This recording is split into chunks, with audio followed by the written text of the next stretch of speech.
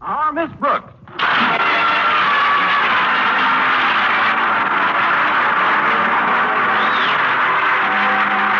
it's time once again for another comedy episode of Our Miss Brooks, under the direction of Al Lewis. Well, many of us are spending this Christmas Eve with our families and friends. But our Miss Brooks, who teaches English at Madison High School, isn't quite so fortunate. No, my family was too far away to visit, and it seems my friends had other plans. But I made up my mind not to brood about it, and I was trimming a rather tiny tree in our living room when Mrs. Davis, my landlady, joined me. That's quite a nice Christmas tree, Connie. It isn't really a Christmas tree, Mrs. Davis. It's called a friendship tree. You see, I trim it by putting all my greeting cards on the branches with strips of cellophane tape. Looks nice, doesn't it? Yes, it does. You certainly received some pretty cards this year. And the sentiments are so lovely. Look at this one I got from my principal. Mr. Conklin, what does it say, dear? It's very heartwarming, Mrs. Davis. It says, to Miss Brooks, may the coming year bring you much more efficiency in your work. Signed, O. Conklin. Oh, I can hardly believe it's Christmas time again. What happy memories I have of the earlier Christmases. There was one I'll never forget. I was just 8 years old, and when I tiptoed into the living room, there was my father standing by the tree. The minute he saw me, his eyes crinkled up, and he started to laugh, so that his big white beard and his huge paunch just shook with glee. Your father was made up as Santa Claus? No, he always looked that way. But to get back to the present, Connie, I'd love to stay here and celebrate Christmas Eve with you, but I promised my sister Angela I'd come over to her place. You remember Angela, the absent-minded one? Oh, certainly, Mrs. Davis.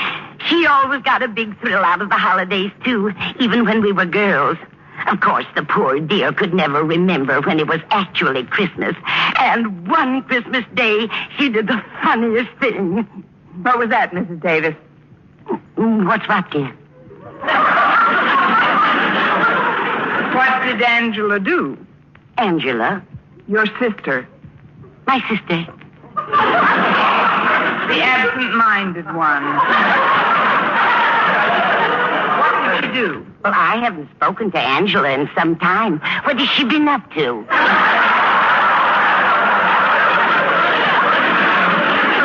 I wish I knew.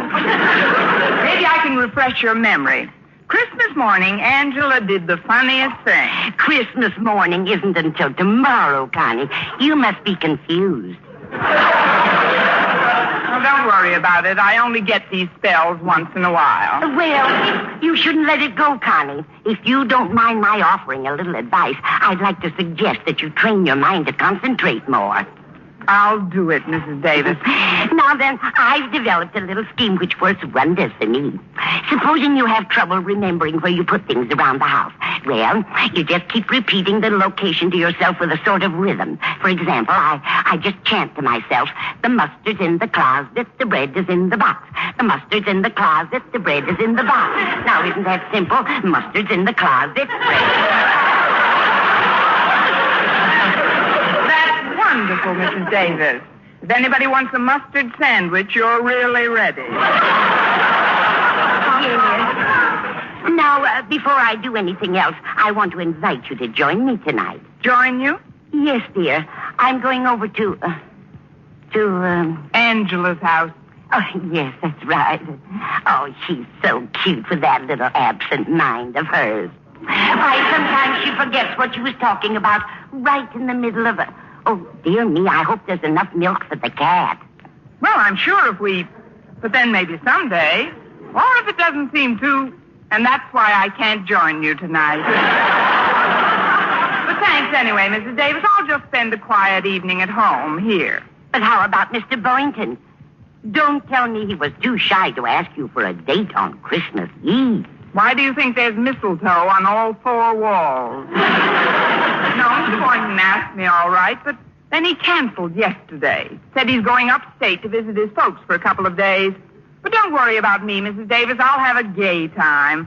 I'll listen to the radio, read, and from this window I can see our neighbor's television antenna. little gifts you've got for Walter Denton and Mr. and Mrs. Conklin and Harriet. When are you going to deliver them? They told me not to bother. They said we'd exchange on the 26th. The 26th? But I don't think the day after Christmas is the time to exchange gifts. You don't? You should see the department stores. What's that, Mrs. Davis? Oh, it's Minerva. Where are you, dear?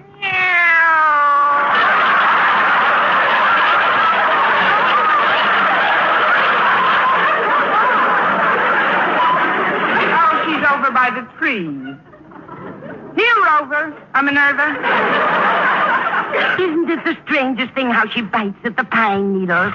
I guess the rosin in them appeals to her. I swear she likes the taste of it. I guess to her it's like a Tom and Jerry. Or rather, a Minnie and a Mickey. Come here, Minerva. We might as well get friendly. We're going to spend the evening together. Well, I'll be running along now, dear. I hope you won't feel too lonely. I'll be fine, Mrs. Davis.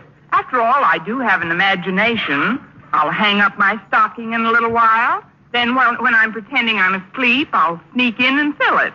Before you know it, it'll be midnight. Midnight of Christmas Eve. I can just picture it. A short, thin man in a black suit comes sliding down the chimney with an empty bag. St. Penniless, the schoolteacher Santa Claus. Well, at least you're not bitter. Now, Connie, about my sister, Angela. Thank you, dear. About my sister Angela. Yeah? Good night, Dorothy. Good night, Bernice.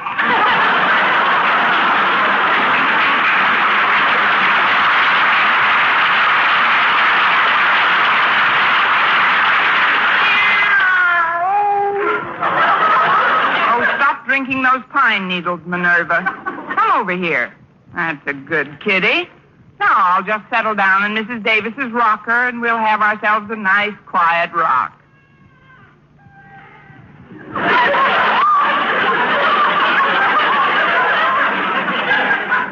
I've got to exercise more. My bones are rusting. Oh, it's the rocker. It's kind of soothing at that. You seem contented enough, Minerva. It was the night before Christmas, and all through the house, not a creature was stirring, not even a mouse. Sorry, Minerva. I didn't mean to catch you. Oh, gosh, I'm sleepy. Now, who can that be? Expecting anyone, Minerva? That's funny. Nobody's here. I'm here. Where? Oh, leaning on my knee. What can I do for you? I'm a salesman, but I don't believe in giving any sales talk or sob stories. All I do is tell you what I'm selling. And if you want to buy, okay. If not, okay. Okay, what are you selling? Well, it's Christmas Eve. I'm just a small urchin, a little on the underprivileged side. I'm trying to make a few dollars to get some wood to heat our tiny apartment. So while she's singing to my 3 sick sisters, my mother's lips don't turn blue. That's what I like, no sob stories. If you're selling handkerchiefs, I'll take 6. No, ma'am. I'm selling Christmas trees. They're only $1 a piece. Oh, I've already got a tree. So I'll make it 50 cents. But I don't need How about tree. a quarter? Look, little boy. I can arrange payments. Please take one, ma'am. These aren't ordinary trees, you know. They're magic. Magic? Yes, ma'am. You'd be surprised what miracles will happen if you buy one. Well, a quarter isn't too much to pay for a miracle. It's 50 cents. I thought you said 25. That's when you sounded tougher to sell. Oh. Well, before I melt down to my coal buttons and the stovepipe hat, here's 50 cents. You won't be sorry, ma'am. Here's a little tree. Say, it's kind of cute at that. Would you like to come in and help me set it up? Oh, I can't. I gotta get right home. My sitter's been alone long enough. Sitter? What about your mother and the firewood? That's just a routine. My folks are attending a dinner the other bank presidents are giving for father. With the pitch you've got, you'll have your own bank by the time you're 12. Thanks a lot. Good night, lady, and Merry Christmas. Same to you, you little underprivileged millionaire. I'll put this tree over here. Maybe we can find some extra trimmings for it in the morning. Meow. Minerva, will you stop gnawing on those pine needles? I wish I knew what made them so appetizing to us. Meow.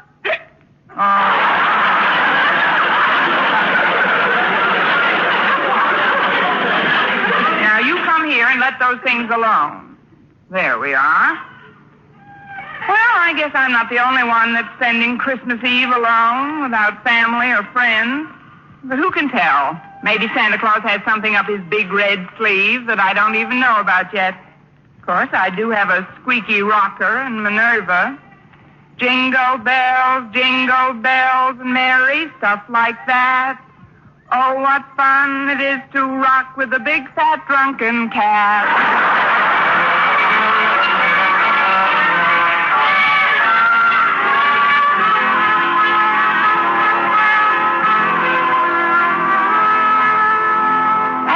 In the living room Christmas Eve with Minerva the cat on my lap, I couldn't help noticing that the tree which I'd bought from that wealthy urchin had a rather peculiar luminosity. Although there wasn't any artificial illumination, it seemed to glow from deep down in its branches. As I rocked back and forth, I started to get very drowsy. Oh, the little boy said this tree was magic, Minerva. I don't believe it either. Still, it is Christmas Eve. Some very strange things have happened on Christmas Eve.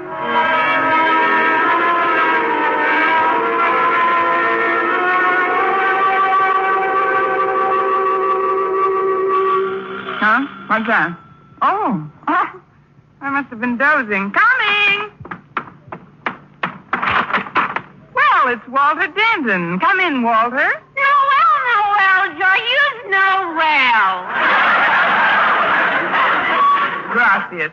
Come on into the living room, Walter. Thanks, Miss Brooks. Here, I brought you this little gift to put under your tree. Oh, that was very thoughtful, Walter. Put it under this tree over here. Okay. Say, you got two trees, haven't you? Yes, one for Minerva and one for me. Meow. What? Don't pay any attention to her. She's pine needle happy. Well, Miss Brooks, as you know, I was supposed to spend the evening nestled snugly in the tight little confines of my own small, immediate family circle. For heaven's sakes, come out of there. You're giving me claustrophobia. But I went to my father and mother and crowed their permission. Wait a minute, Walter. You crowed their permission? Yeah. Crave, and crove, isn't it? Of course not. Crave. Let's see. Craven. After you crowed their permission, what?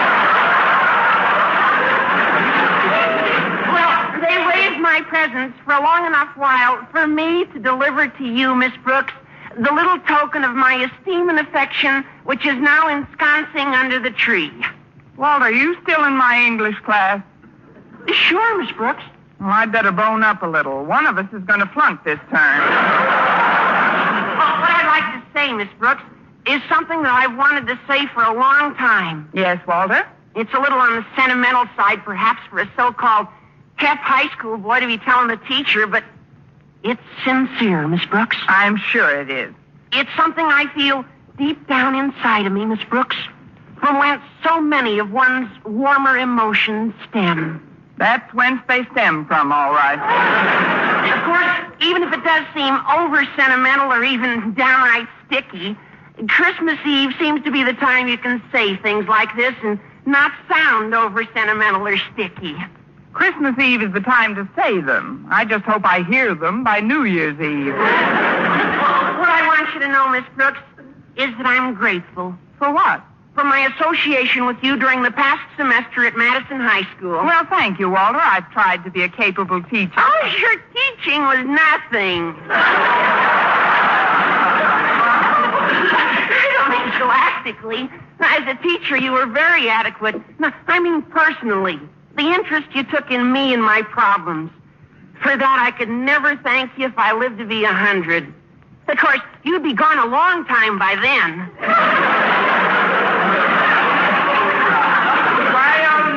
to you, too. You don't know what it's meant to me to have your ear whenever I needed it. It was nothing, really. I have another one. Especially about girls. Gosh, remember how silly I used to act about girls? Every time one of them looked at me, I giggled like a kid. And then, overnight, I matured. I met the one woman who mattered. Harriet Conklin.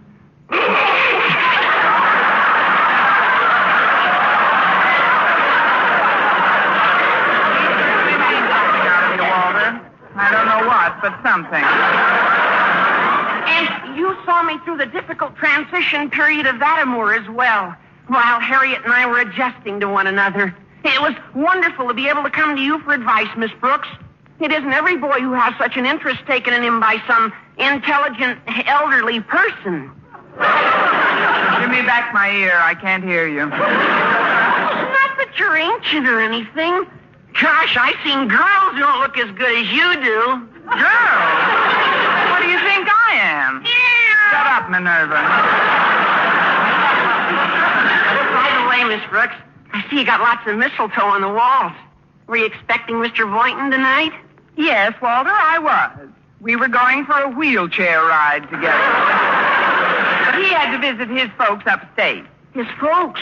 Gosh, they must be well along in years.Is father's over 50. They may shoot him next spring. Look, Walter, while you're here, you might as well pick up the little gift I got for you. Oh, but you shouldn't have, Miss Brooks. Where is it? Under the tree on your right. It isn't much, just a remembrance. Oh, gee, I almost forgot. I can't open it yet. Why not? Oh, you mean you want to put it under your tree at home and open it with your family? Well, not exactly, but well, I'll get it later, Miss Brooks. Oh, there they are now. I'll answer it. There who are now? Come on in, folks. She was all alone when I got here. It's really a surprise, isn't it? We should have stayed home Christmas Eve. Besides, it's freezing out. Now, Osgood, don't be so grouchy. Hello, Miss Brooks. Merry Christmas. Why, it's Mr. and Mrs. Conklin and Harriet. How are you all? I'm cold. Oh, that's too bad. Come here, Minerva. Rub up against Mr. Conklin. What's that? Go away, cat. She seems to like you, Osgood. Or is she hungry, Miss Brooks? She's not that hungry. I don't like cats. Why doesn't you go chase a mouse or something? You forget, Mr. Conklin. This is Christmas Eve. There isn't one stirring. Say, Harriet. Yes, Walter? There's a lot of mistletoe around this room. I know. It's real pretty. Osgood, notice all the mistletoe in this room? What? Oh, that green stuff. More often than not, it makes me sneeze. Oh, come on, Osgood. Let's see if it does. Oh, now, Martha, don't embarrass me. I don't like that. It doesn't make you sneeze, does it, Harriet? I'm willing to find out. Here's a nice wreath of it on this wall. Yeah. Well, here we are. Yes, here we are.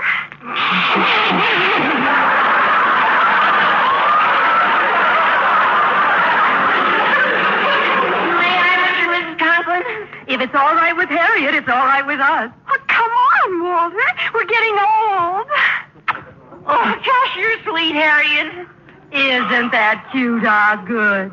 Oh, come here, dear. How about one for your faithful old wife? Well, it is customary, I guess. There. I'm under the stuff. Now, pucker up, dear. Very well, very well. You see, I told you. Now, let's stop this romantic dribble and act like adult human beings. Miss Brooks, I'd like to take advantage of this visit to inquire as to your plans for the coming year's classwork. Do you have your schedule all laid out? Frankly, Mr. Conklin, I haven't had much chance to work on anything. You haven't had much of a chance, but you've been away from school all week. Your vacation started last Monday. I know, Mr. Conklin, and that's what I took the week as. I mean, a vacation is something you go on when you get the opportunity to. You don't work on it or during it, unless, even though I didn't actually go anywhere, when my vacation came along, I went on it, or was on one, usually.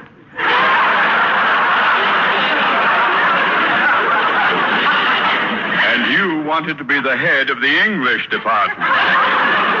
Please, Osgood, this is no time to talk of school affairs. We're here to spend part of our holiday with Miss Brooks. It was very nice of you to think about me, Mrs. Conklin. It was nice of all of you. Where are Walter and Harriet? Denton, get my daughter away from that mistletoe at once. Why, Mr. Conklin, Harriet isn't allergic to mistletoe. No, but I'm allergic to you. Harriet's almost irresistible sometimes, especially alongside of older women like Mrs. Conklin and Miss Brooks. Sounds like the bell. I'll get it. Why, Mr. Boynton, come in. Oh, thanks, Miss Brooks. But I thought you were going upstate to see your folks. I was, but they sent me a wire that they wanted to come here for about a week or so. They'll arrive in the morning, so I thought I'd drop this little gift off for you tonight. Oh, but you shouldn't have. Where is it? Let's just put it under the tree in the living room. Look who's here, everybody. Well, it's Mr. Boynton. Hi there, Mr. B. This is nice. Hello, Boynton. Pretty cold out, isn't it? Hello, folks. This is beginning to get more like Christmas Eve every minute. Sit down, Mr. Boynton. I'm certainly glad your folks decided to visit you instead of vice versa. So am I. There's a particularly good reason why I'm glad. There is? Yes. It gives me a chance to see how my guinea pigs are affected by this cold snap. They haven't reacted at all. What do you expect them to do? Blow on their paws? Brooks, have you pointed out the mistletoe to Mr. Boynton? Why don't you stop that nonsense, Martha? It isn't nonsense. Mr. Boynton, look at the mistletoe. Mistletoe? Oh, yes. A very interesting example of the flora found in various areas throughout the globe. An evergreen parasitic shrub, it is indigenous to the regions where apple trees and oaks abound. Now that the lecture is over, may we ask questions? Certainly, Miss Brooks. Want to stand under it?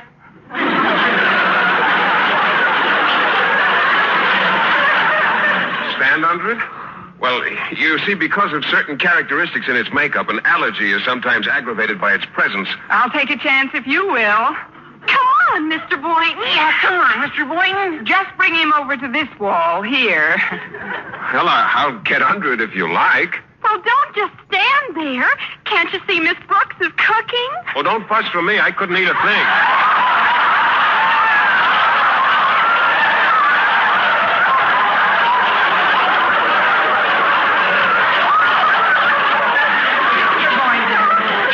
Don't you know what standing under the mistletoe signifies? Well, I know what it signifies to most people, but to me, it's Well, there goes 85 cents worth of mistletoe. I know what let's do. Let's open up the presents right now. Wow, splendid suggestion, Walter. Shouldn't we wait until just before we leave? Might be less embarrassing that way.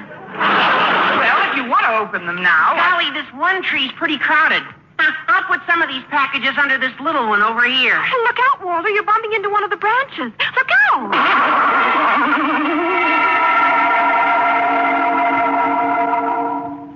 Gosh, I got the funniest feeling when I touched that branch.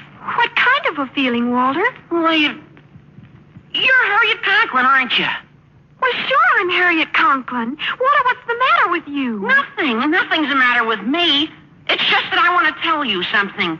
Harriet, you've got to change. You want to try to be more like Miss Brooks. Well, what do you mean, Walter? If you want me to stay interested in you, you've got to be more alluring, youthful, glamorous, feminine in that real feline Brooks way. Walter, have you been drinking pine needles, too? Look at that tree. It seems to be glowing. What do you mean, glowing? It's just the reflection from the streetlights. This party's giving me the memes. Holidays, indeed.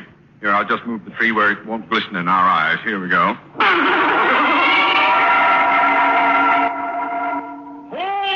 ho, ho! Merry Christmas!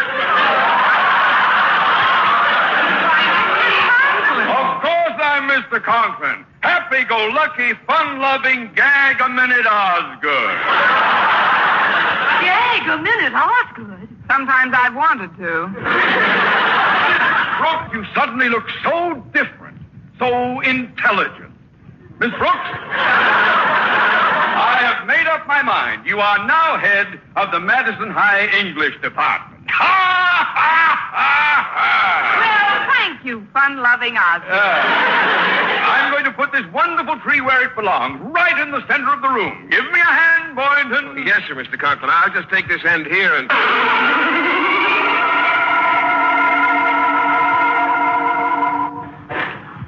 Miss Brooks, Yes, Mr. Boynton? come here, baby.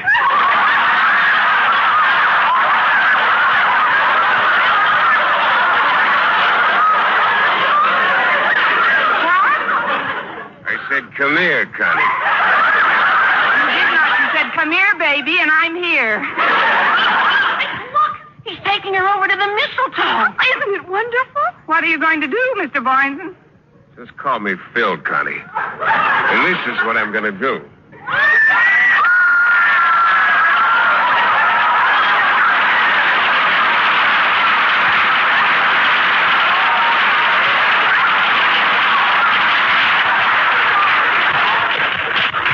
How does that make you feel? I feel like I'm in a dream, Philip. A wonderful, beautiful dream.